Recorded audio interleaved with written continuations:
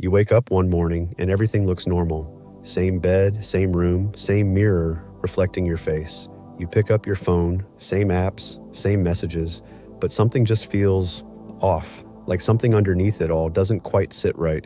And for a brief second, you pause and wonder, what if none of this is really me? That thought, it hits you softly but deeply. What if the voice in your head, the opinions you have, even the personality you've been showing the world, isn't actually you? What if it's all just a mix of habits, fears, and expectations? You're not losing it. In fact, this kind of realization is rare. Most people never question the role they've been playing their whole lives. They wear it like a costume, believing it's who they truly are. The good one, the smart one, the strong one, the broken one. These identities feel safe, like something solid to hold on to. But sometimes the version of you that you've been desperately trying to hold together might actually be the thing standing between you and real peace. So ask yourself, who taught you to be this way? Was it because you were trying to survive something? Were you looking for approval? Trying to meet someone else's expectations? Or were you just afraid of what might happen if you stopped pretending? Here's the truth most people miss. If you've never paused to look beyond your mask, you probably don't even know who you are without it. Because the person you think you are might just be a bunch of reactions, not real choices. You were told to be polite, so you learned to agree. You were told to be quiet, so you stayed small. You got praised when you made others happy, so now you call it kindness, even when it means abandoning yourself. This version of you, the one who wakes up already feeling pressure, who overthinks every little thing, who doesn't feel fully alive when they're alone, isn't broken. That version's just tired of playing a part you never really chose. And the harder you try to fix it, the more trapped you feel, because you're trying to fix a mask, but masks don't heal. They just eventually break. That emptiness you're feeling, it's not because you're missing something, it's because something inside of you has been pushed down for too long. The real you, the you that existed before anyone told you who to be, is buried under all the shoulds and shouldn'ts, and you don't need to dig through every past experience to find it. You just need to stop feeding the lie that this filtered, anxious, overly pleasing version of you is all there is. So try this. Imagine letting go of all the roles. The overachiever, the caretaker, the tough one, the fixer. If all of that disappeared, what would be left? Who are you when you're not performing? Not what you do, not how you look, but how you feel inside when it's quiet, when there's no one around to impress. Most people avoid that question because they're scared of what the silence might reveal. Scared that the life they built is more image than truth. And that's heartbreaking, because so many of us didn't build our identities from freedom. We built them from survival. You weren't being your true self, you were being safe. You learned to read the room, to shrink your needs, to say what others wanted to hear. Not because that's who you are, but because it felt risky not to. That's not a weakness, that's intelligence. That's your nervous system doing its job, protecting you. But the problem is, you're not in that situation anymore. You're not a child trying to survive anymore. The danger is gone, but the identity stayed. And now you feel stuck. You want to grow, but something keeps pulling you back. You want rest, but guilt whispers that you haven't earned it. You want to speak up, but your voice shakes before you even open your mouth. That's the tension. Your identity is still protecting an older version of you that doesn't need protecting anymore. And that's where the real shift begins. Have you noticed how exhausting it is to constantly be someone? To always play the role of the one who has it together, the one who always knows what to say, what to hide, what to show. It's like living your whole life as a performance. Every word is rehearsed. Every silence feels like something to fill. Every mistake feels like a crack in the character you've been perfecting for years. And even when you do everything right, it still never feels like enough. Because the version you're trying to prove isn't even you. It's a version built from other people's opinions, fears, and expectations. You're not exhausted because you're weak. You're exhausted because you've been carrying the emotional weight of someone you were never meant to be. Think about it. Who told you that being calm meant being silent?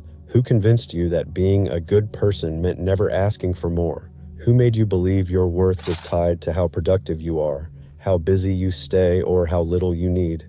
Most people don't stop to ask these questions. They just keep living out someone else's story, thinking it's their own. But here's the wild part. You can drop it.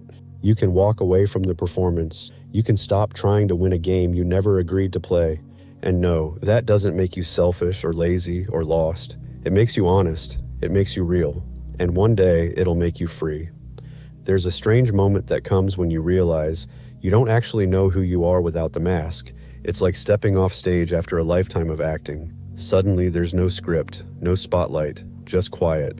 And that quiet might feel scary, but it's not empty. It's space. And space is sacred. That's where the real healing starts. Not when you become some perfected version of yourself. Not when you're more spiritual or more disciplined. Healing starts when you stop pretending you're not already enough. Healing doesn't come from fixing yourself like a broken machine. It comes from letting go of the things blocking your wholeness, from releasing the pressure to constantly be better, from allowing yourself to just be human. Maybe the sadness you've been burying isn't something broken in you. Maybe it's a feeling that never got the chance to breathe. Maybe that anger you've been ashamed of isn't a flaw. Maybe it's your body saying, "Hey, I've had enough." Letting go doesn't mean detaching from life. It means stepping into it without all the armor. It means remembering who you were before you started editing yourself just to fit in. Real healing begins when you stop trying to be impressive and start being honest. And slowly, something shifts. Not with fireworks or grand announcements, but quietly, like a whisper in your soul. You wake up and you're not performing anymore. You're just existing. And for once, that feels like enough. You walk into a room and don't rehearse your tone beforehand. You let people think what they think. You stop explaining yourself to people who never really cared to understand you. And without all that pressure, you start to feel present again.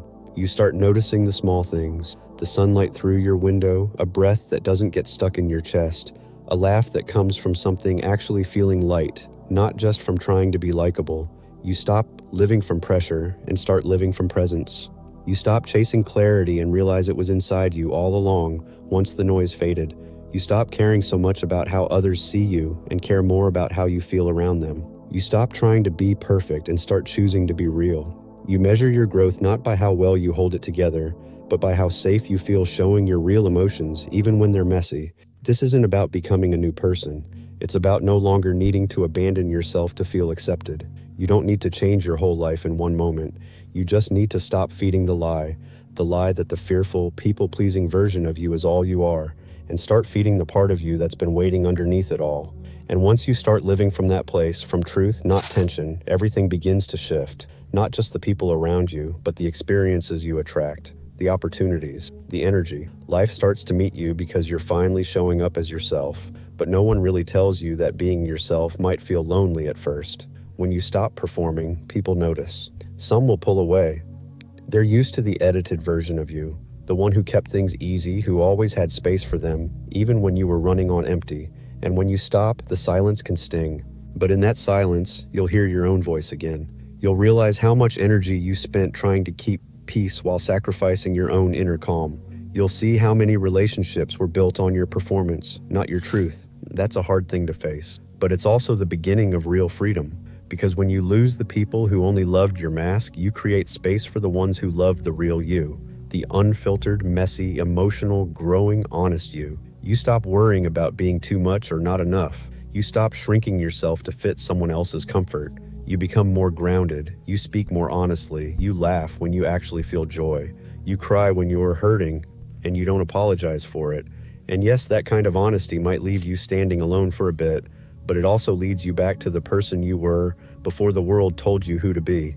That version of you, the one finally coming up for air, has always been there, quiet, waiting. You don't need to become that person. You just need to stop hiding them. Once you do, things shift. You stop rushing to find a more confident version of yourself. You stop setting unrealistic timelines for your healing. You move slower, not out of fear, but with intention. You start listening to your body. You cancel plans when you're drained. You honor your energy. You stop needing others to validate your intuition. You trust it yourself. And your choices?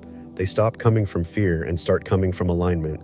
You reclaim your time, not just your schedule, but your mental space. You start enjoying stillness, not as a way to escape, but as a way to return to yourself. You stop building better masks and start building a life where you don't need one anymore. And that life, it's softer, quieter, less polished, but more peaceful. Because for the first time, you're not trying to be someone to feel worthy. You're just being, and that finally is enough. And maybe you were never broken. Maybe the real tragedy was never getting the chance to fully meet yourself, before all the edits, before all the masks. But now you have that chance. And if this spoke to something inside you, if even one part made you pause and feel, say it with me, I'm done performing. Not because you've reached the end, but because you're finally ready to begin, as you are. If this felt like home and you want more truth, more space like this, subscribe.